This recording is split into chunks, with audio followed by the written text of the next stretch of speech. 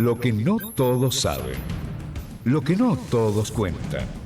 Los que tenés que saber del terrorismo, la seguridad y las relaciones internacionales en el análisis de nuestro experto, Luis Fuenzalida. Profesor Fuenzalida, director en su momento de Interpol Argentina, que ha tenido que ver con tantos hechos importantes. Hay incluso una película que habla de la trayectoria del profesor Fuenzalida, entre otras cosas cuando le puso las esposas nada más ni nada menos que a Paul Schaffer, ese nazi que estaba profugado en la Argentina, buscado en Chile, ¿se acuerdan? La colonia Dignidad, algunos lo saben.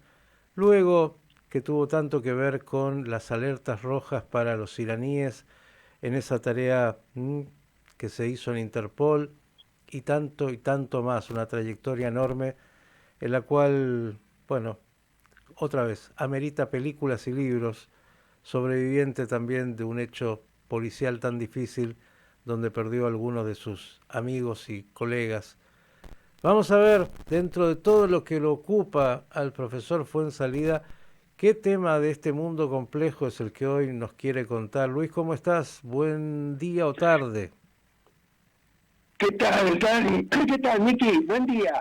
Cambia el chip. Sí. No, lo que pasa es que yo también, viste, estoy el fin de semana en el mismo chip de Salzman, vacaciones de invierno. Claro, ¿empezaron las vacaciones de invierno? ¿Ya están los chicos en eso? Yo porque ni me enteré, pero tampoco me entero habitualmente. ¿Ya hay vacaciones de invierno? Exactamente, sí, bueno, esa es una de las causas. Vos todavía no tenés nietos, yo tengo varios, entonces están de vacaciones de invierno y esta semana, la próxima, y bueno, usted trabaja, hay que aprovechar. claro, usted tiene que trabajar el doble porque ellos están de vacaciones. Luis, Así que sí, están de vacaciones. Aparte, el último fin de semana, el sábado roto, es mi cumpleaños, así que voy a estar con con toda la infantería. Pero mire usted, entonces pase de vuelta el chivo, así vamos todos al cumpleaños y llevamos regalitos. Sí. Siempre ahí con mis hijos y mis nietos, tratando de pasar lo mejor posible, y celebrando ya las bodas de diamante con la vida. Ah, usted es un joven eterno y además qué satisfacción ahí que puede festejar con tanta gente linda que tiene en su familia. Cuéntenos qué lo está de alguna manera preocupando de este mundo en el cual vivimos. Bueno, mirá, Miki, hoy voy a hablar de un tema, como le decía ayer a mi esposa, que espero que, bueno, cuando ya escuches mis conclusiones o mis reflexiones sobre este tema, espero que no se den de esos escenarios posibles el último. Y hoy te voy a hablar de lo que yo denominé, y le puse de título a la columna, la mecha yemení. Y bueno, voy a abordar 3 escenarios posibles que se pueden dar en el corto y mediano plazo en Oriente Medio, que tienen como denominador común a un país que hace décadas vive un conflicto interno y que últimamente es un actor significativo, no solo en lo regional, sino también a nivel global. Hablo del Yemen. Este país que se halla ubicado al sur de la península arábiga, compartiendo esa región con el Emirato de Omán, aunque abarca las 3/4 partes de la misma, y que viene sufriendo 3 conflictos encapsulados, como si fueran unas mamushkas. El primero es el que se plantea por el control del país. El segundo está dado por el histórico enfrentamiento entre Arabia Saudita y la República Islámica de Irán. Y el tercero es el regional, que involucra al Estado de Israel, a Gaza, el Líbano y las rutas marítimas comerciales que importan al Mar Rojo. Veamos, Yemen ya estaba dividido entre una región que se extiende desde el Golfo de Adén en el suroeste hasta el este, frontera con el Emirato de Omán y con Arabia Saudita. La otra es la que se encuentra a lo largo de la costa del Mar Rojo, desde el estrecho de Bab al-Mandeb hasta la frontera con el Reino Saudita. Sirva como imagen, Yemen sería como una L invertida o acostada. En 1990 se dio, entre comillas, yo llamo la unificación, porque persistieron las divisiones. Y en este escenario llega a la presidencia Ali Abdullah Saleh, quien gobernó durante años de manera autoritaria, manteniendo un delicado equilibrio entre los sectores tribales, religiosos, políticos y militares, y donde en la segunda de las regiones antes mencionadas, que está poblada por los hutíes, que son zaríes, es decir, una rama del Islam chiita yemení, se sentían marginados por el gobierno de Saleh, que tenía una influencia saudita, razón por la cual entre el 2004 y el 2010 se enfrentaron contra el gobierno central y que un año más tarde, en el 2011, sufre las consecuencias de la mal llamada primavera árabe, que le costó el poder al presidente Saleh y en su lugar asumió el vicepresidente Abd Rabbuk Mansur al-Hadi, quien no pudo llevar a cabo una transición democrática en un Yemen con una economía en crisis y con parte del ejército que se mantenía leal a Abdullah Saleh. O así como los hutíes se aliaron al expresidente Saleh, su antiguo enemigo, y esto posibilitó que avanzaran hacia el sureste y tomar en septiembre del 2014 la capital Sanaa, consolidando su control en el 2015, lo que provocó que Mansur al-Hadi huyera al Reino Saudita. Esta situación llevó a los saudíes a intervenir en el conflicto yemení ante la posibilidad que Irán, a través de su proxy, los hutíes, controlaran el país. Y por esta razón conformó una coalición de estados árabes con el objetivo de reponer al gobierno yemení, y es entonces que la guerra civil en Yemen se convirtió en el escenario del enfrentamiento entre Arabia Saudita e Irán. Ahora bien, más allá de todo apoyo político, logístico y militar de Irán, los hutíes también tienen sus propios intereses, pues tengamos en cuenta que los hutíes se enfrentan a un bloque árabe que no está realmente unido. Por un lado, el Reino Saudita apoya al gobierno yemení reconocido internacionalmente. Por su parte, Emiratos Árabes Unidos apoya a los secesionistas que quieren un Yemen del Sur independiente, el Consejo de Transición del Sur, los que son a su vez atacados por los saudíes. Y esta división les facilitó a los hutíes ocupar y controlar Sanaa y las regiones del norte y el oeste de Yemen.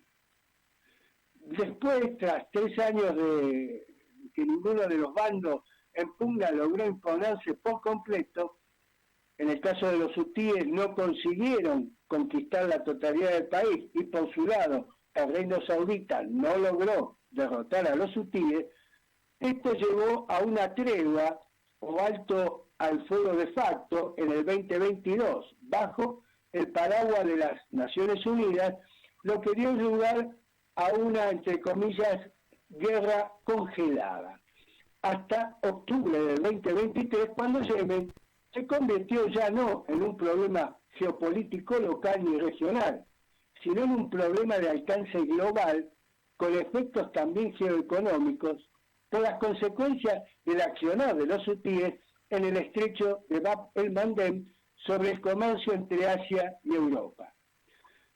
Pero retomemos, cuando en el 2022 las Naciones Unidas logró establecer la tregua entre los actores de la guerra civil en Yemen y que dio lugar a lo que denominé guerra congelada, caracterizada por un delicado equilibrio donde los hutíes han mantenido y controlado Saná y la región noroeste, en las costas orientales del estratégico estrecho de Bab al-Mandeb, mientras que el gobierno yemení, reconocido internacionalmente, conserva la región sur y oriente, es decir, la costa del Golfo de Adén.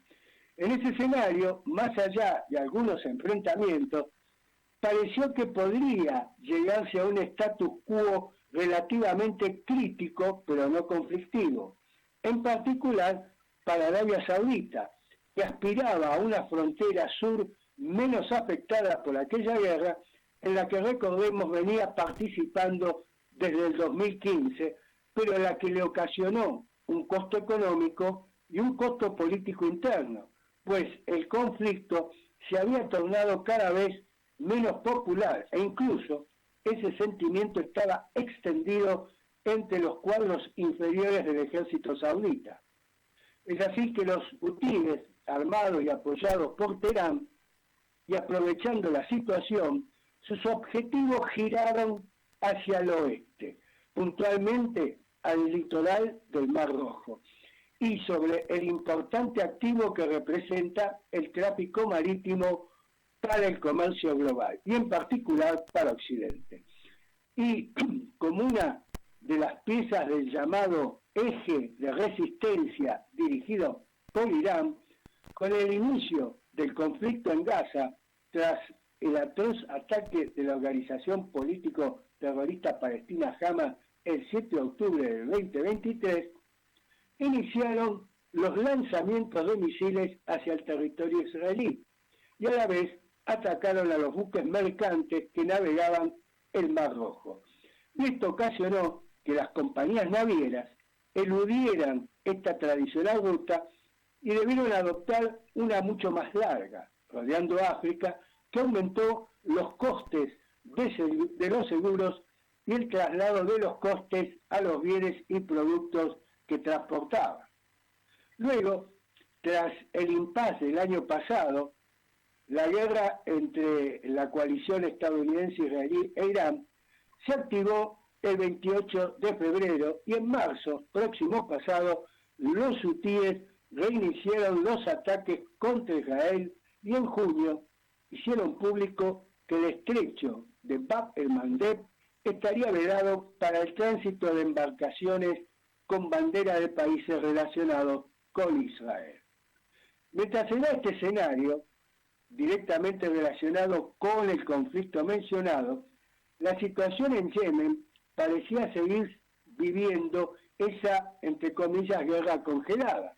Pero esto se acabó, Miki, cuando semanas pasadas un avión de transporte de la Fuerza Aérea de Irán aterrizó en el aeropuerto internacional de Saná, algo que no se daba en más de una década. Y esto provocó la reacción del gobierno yemení reconocido, pero también de la monarquía saudita, que advirtió que si se repetía el evento, respondería militarmente. Sin embargo, el pasado 13 de julio se volvió a repetir la situación con otro vuelo iraní, pero esta vez el aeropuerto internacional de Saná fue alcanzado por proyectiles disparados desde el territorio bajo control del gobierno yemení.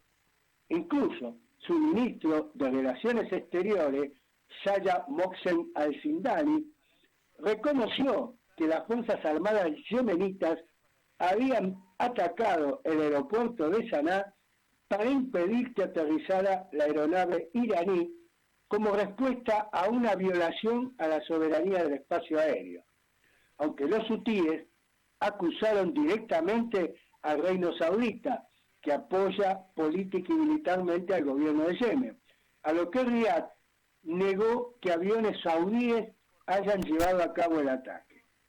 No obstante, con el aeropuerto de Saná atacado, el avión iraní se dirigió al aeropuerto de Al-Judaida, ubicado en las costas del Mar Rojo, controlado por los hutíes, donde aterrizó y en respuesta Estos atacaron con misiles y drones el aeropuerto de Abha, en la provincia de Asir, al suroeste de Arabia, cercano a la base aérea Rey Khalid, desde donde se llevaron a cabo acciones defensivas. Pero lo más relevante de este evento es que constituye el primer incidente bélico reivindicado por los hutíes desde el alto el fuego del 2022.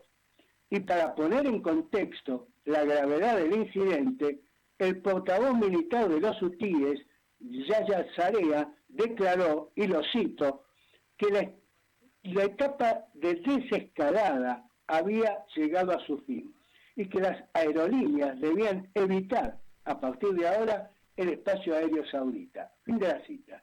Y esto se da mientras los Estados Unidos ha vuelto a los ataques sobre Irán e Irán ataca a las bases y objetivos estadounidenses, no solo en la región del Golfo Pérsico, sino también los extiende hacia el oeste, como ha ocurrido el pasado domingo contra la base militar de Estados Unidos de Muwafaq Salti en Jordania, causando la muerte de 3 militares estadounidenses, y hoy ha vuelto a repetir los ataques. Finalizando, Miki, la columna de hoy, mis reflexiones son las siguientes. Los recientes incidentes entre los hutíes y el Reino de Arabia Saudita está posibilitando la reanudación de la guerra civil congelada, con lo que esto significa en esa región estratégica, y plantea los siguientes escenarios. El primero, que por presiones internacionales se retorne al status quo anterior, es decir, un tenso y delicado equilibrio bajo el paraguas de las Naciones Unidas y como negociador el Emirato de Omán, donde se negocie la cuestión del puente aéreo entre Teherán y Saná, y donde Yemen continuará dividido y sin resolución a su guerra civil. El segundo es una guerra limitada, donde el Reino Saudita ataque objetivos hutíes con ayuda de Washington, tal como se lo solicitó recientemente el príncipe heredero Mohammed bin Salman.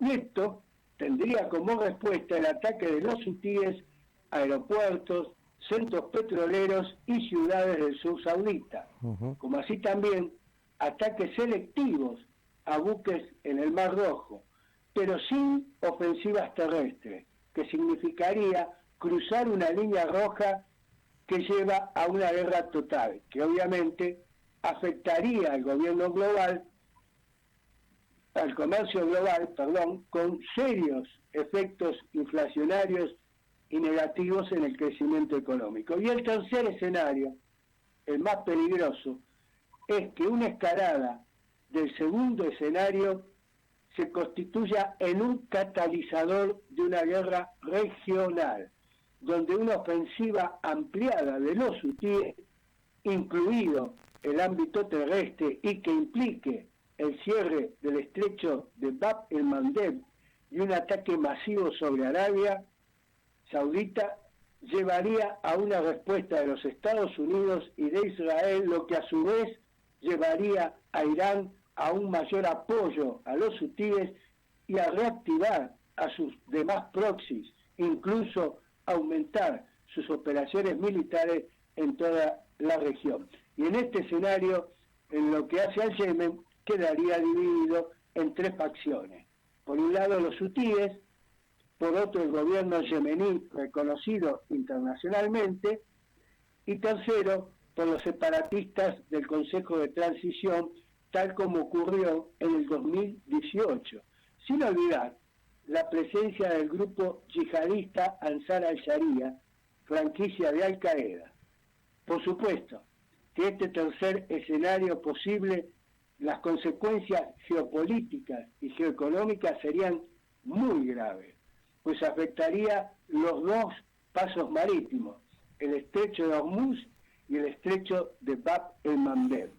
Y de los 3 escenarios, a mi criterio, los más probables son los 2 primeros.